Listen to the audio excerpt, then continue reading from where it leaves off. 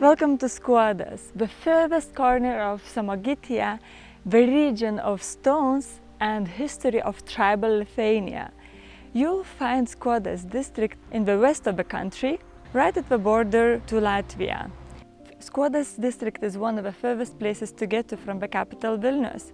It is 3.5 hours away, but from Klaipėda, the port city, it is just 1 hour.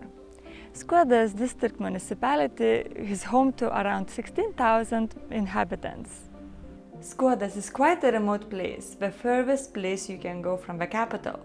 But it is rich with tribal history and has something distinct from other regions in Lithuania. It is full of rocks. Somehow, Skuodas district has the largest amount of rocks in the country. And even in Akmenė district, which name derives from the word stone in Lithuanian, I didn't see as many stones and rocks as in Skuodas. The largest boulder in Lithuania, Barstyčiai stone, is located in the district, as well as a museum of stones and boulders. Furthermore, Skuodas district is famous for its tribal history, and on the contrary from other surrounding Samogitian areas, Skuodas was originally part of Curonian tribe, which inhabited this area and western Latvia. Let's start exploring the district from the town Mosėdis, where the stone museum is located. Mosėdis is part of Salantai Regional Park, which stretches from Skuodas district to Kretinga district. Mosėdis is known since the 13th century and it was inhabited by Curonian tribes and later became a part of Samogitia. Once you enter the town, you can immediately see that it looks completely different from other towns in Lithuania. There are stones everywhere, and the locals make use of them. Every yard has some decorations with them, and there is this small park filled with boulders at the town center. But Mosėdis is mostly famous for Vaclovas Intas stone museum. It is situated in a historical 18th century watermill, and there is a large boulder park next to it. Vaclovas Intas was the man behind all this. Intas was a local doctor with a passion for stones, and he started collecting various rocks in the middle of the 20th century. Today, the museum holds more than 150,000 rocks and stones, from the tiniest ones to some that weigh 50 tons. The indoors exhibition has the biggest variety of rocks and fossils from all over the world, and even stones operated from a human body.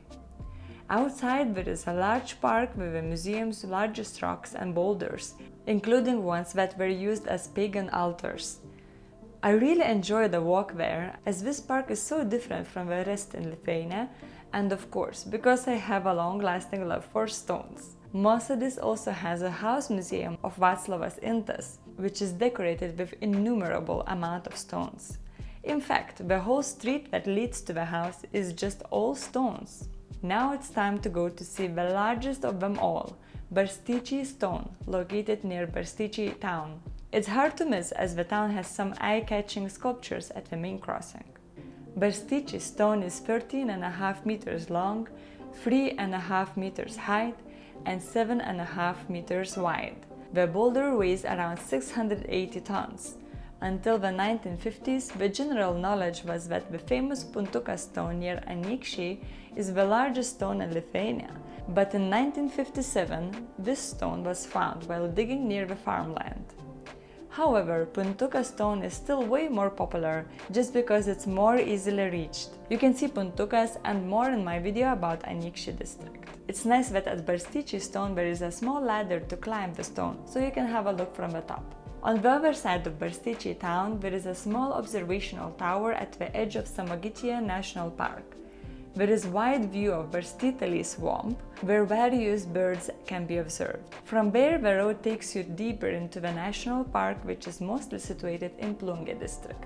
Let's have a look at Skuodas, or Skuods, as the locals call it, the center of the district. This city is more a residential place with not so much to see for a tourist, but there is a small local history museum and a lovely park at the center by the river, connecting the river islands with a hanging bridge. Just outside Skuodas there is a small town called Alexandria. Yet another Alexandria in the world. There is an open-air farmer museum with lots of old farming tools and knickknacks. an interesting place to stop when passing by. Also, nearby there is a water source of Truikinai. There you can see the water bubbling out of the ground. Last but not least, let's talk about Skuodas tribal history. For that, let's first go to Apuolė hill fort, which every school kid in Lithuania learns about. Apuolė is the first Lithuanian place name mentioned in history. In 853, Olaf, the king of Sweden, with an army of 7,000 soldiers, attacked Apuolė castle. The siege lasted 8 days, but they weren't able to take it, and finally the Curonians paid them off. The Swedes claimed that there were 15,000 defenders at the castle, but it is very unlikely that this amount of people would fit on the hill fort. Today the hill fort still looks grand, and it is no wonder that the Swedes were not able to take it. It is so tall and steep from most sides, and the river valley curves around it too. There are some paths for walks all around the hill fort, so you can enjoy the views, the nature, and the old spirit of the place. Once a year, the hill fort becomes pretty much alive with its historical spirit during International Apuolė Medieval Warfare and Crafts Festival in August. The hill fort gets filled with archaic music performances, displays of old crafts, various games for everyone, and of course, medieval fight tournaments with fighter clubs from different countries. One more place filled with Curonian history is the hill fort of Senoji Įpiltis, right at the border to Latvia. There are several hill forts and there used to be a castle here. The region got occupied by Livonian order in the 13th century. Senoji Įpiltis castle became the main hideout of the resistance, which led to it being burned down to the ground by the Crusaders a few years later. The hill fort today is interesting for its campsite nearby. There is a small recreation of a wooden castle wall on the hill and some other interesting woodwork, playground and picnic tables. The day I visited this place was particularly hot, so some people were enjoying the nearby pond as well, even though the whole place is just half an hour drive away from the Baltic Sea. Overall, Skuodas district fascinated me with its history and how alive it still is. There are remnants of the past in so many places. Mosėdis and the Stone Museum was definitely a hit, and I think it's well worth coming here when traveling in the area, especially that it is part of Salantai Regional Park and also quite close to Samogitia National Park, which I visited during the same road trip. So see you in Skuodas and thanks for watching!